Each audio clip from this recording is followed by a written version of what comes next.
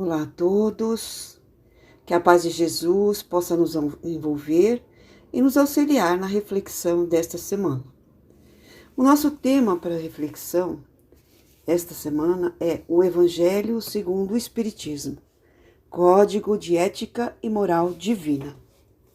Se existe o Evangelho de Jesus, então Kardec inventou um novo Evangelho? Claro que não, porque o Evangelho segundo o Espiritismo nos traz os ensinamentos de Jesus à luz da doutrina espírita, ou seja, com as explicações e aplicações do entendimento do Espiritismo, trazidos por Kardec e pela espiritualidade. No Evangelho segundo o Espiritismo, nós encontramos os atos da vida de Jesus, os milagres, as profecias, as falas sobre os dogmas da Igreja e o ensino moral. Este último, o ensino moral, é a base que congrega e pode ser aplicada a toda e qualquer religião, cristã ou não, e até para os não religiosos ou ateus, pois a medida é a conduta moral. E sabemos nós que há ateus, aqueles que não acreditam em nada, que se conduzem muito melhor do que alguns religiosos. Este ano nós comemoramos os 160 anos do Evangelho segundo o Espiritismo, do livro. A terceira das 5 obras básicas da codificação espírita. A primeira foi o Livro dos Espíritos, depois o Livro dos Médiuns, o Evangelho segundo o Espiritismo, o Céu e o Inferno e a Gênese. Missão grandiosa atribuída a esse espírito chamado Hippolyte Léon Denisard Rivail, que adotou o pseudônimo de Allan Kardec, nome que ele tinha em uma encarnação passada. Chamado de bom senso encarnado, Kardec era a pessoa certa para nos trazer a doutrina espírita, a codificação do espiritismo. Vamos tentar imaginar o que foi esse trabalho na França do século XIX. Já haviam sido lançados o Livro dos Espíritos e o Livro dos Médiuns. Uma nova doutrina se corporificava. Milhares de pesquisas, mensagens espirituais em várias partes do mundo foram comparadas e analisadas para o nascimento do Livro dos Espíritos e do Livro dos Médiuns. Naquela época não havia luz elétrica. A escrita era com tinta e a bico de pena.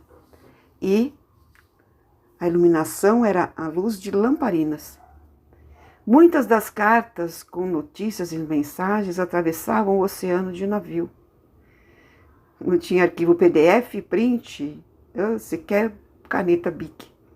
Nessa época, em 1863, a saúde de Kardec já estava debilitada por um problema cardíaco e pulmonar.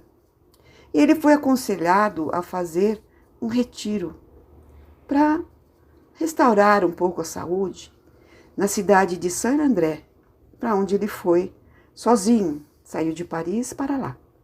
Ali ele ficou sozinho. E ali ele começou a descansar. Como? Escrevendo o Evangelho segundo o Espiritismo, durante um bom tempo. E o livro foi lançado em 1864. A essa altura, já havia tido um acontecimento muito interessante. Uma remessa de livros espíritas, com o Livro dos Médiuns, Livro dos Espíritos e outros, havia sido enviado para uma livraria da Espanha. Era uma encomenda. Isso foi em 1861. E essa remessa foi interceptada e foi julgada como heresia por um tribunal de inquisição, a mando do bispo de Barcelona. Os livros, então, foram queimados em praça pública, no chamado Auto de Fé de Barcelona. E esse fato causou protestos na população e foi noticiado na imprensa até de outros países. E ao invés de estancar a divulgação da nova doutrina, que incomodava o clero, acabou despertando mais curiosidade para conhecerem os tais livros espíritas que haviam sido proibidos. Enfim, em 1864, Foi então publicado, como falamos, o Evangelho segundo o Espiritismo, 3 anos após esse fato. E a doutrina seguia firme e forte. Essa obra de luz, de amor, de consolo, esse Evangelho planejado de há muito no plano espiritual. Como falamos no início, a essência do Evangelho é moral. É aquela que veio promover a evolução individual, social e planetária. A moral do Cristo está acima da moral humana, que varia de povo para povo, sociedade para sociedade, conforme a época ou o país. As leis diferem e vão mudando com o tempo. Em alguns países ainda há penas de morte, regras rígidas de vestimenta e assim por diante. Mas a moral do Evangelho de Jesus é eterna e imutável e se aplica a toda a humanidade, porque é baseada no amor, na justiça, na compaixão, na caridade. E como Kardec falou, fora da caridade não há salvação. Ele é o código de ética divino que se aplica hoje e sempre. O mandamento amar a Deus sobre todas as coisas e ao próximo como a si mesmo encerra o conceito de toda a transformação moral e espiritual de cada um de nós. Quando aprendermos a amar verdadeiramente o nosso próximo, sem preconceito, sem julgamento, estaremos amando realmente a Deus na figura do nosso semelhante. Mas para isso nós precisamos aprender a amar a nós mesmos. Jesus falou, amar ao próximo como a si mesmo. Amar a nós mesmos com os nossos defeitos e qualidades. Nos valorizarmos, cada um no seu estágio, porque somos preciosos para Deus, para Jesus, para o nosso anjo da guarda que torce pelo nosso progresso, assim como os nossos amigos encarnados e desencarnados. Todos esses ensinamentos que Jesus nos trouxe há mais de 2000 anos foram sendo, de certa forma, deturpados ao longo dos séculos. Os cristãos eram perseguidos, mortos, jogados aos leões. Com o passar do tempo, os cristãos passaram a perseguir os que deles discordavam, a promover guerras santas em nome de Deus. Mas a humanidade nunca esteve sozinha. De tempos em tempos, Deus nos envia espíritos iluminados para nos recordar a essência do Evangelho de Jesus.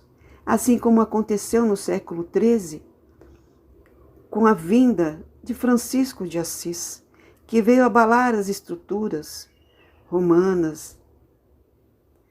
A humanidade, no século XIX, precisava de algo que retomasse o caminho, que nos fizesse rever os conceitos de Jesus. E a doutrina espírita veio como o consolador prometido por Jesus.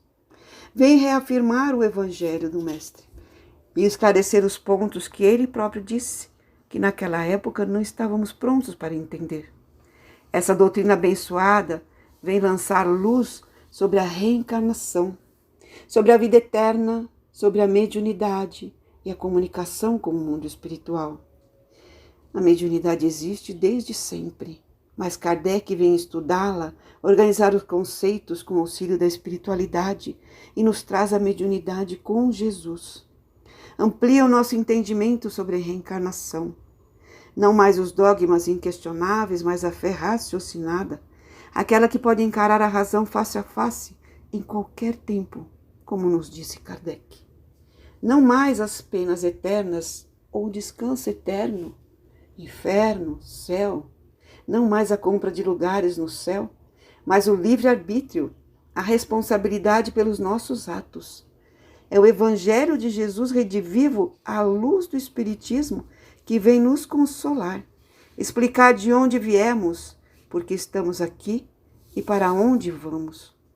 Que somos espíritos eternos, que nossos mortos vivem, porque não há morte. E um dia poderemos nos reencontrar. É o Evangelho do cristianismo primitivo, que vem do Sermão do Monte.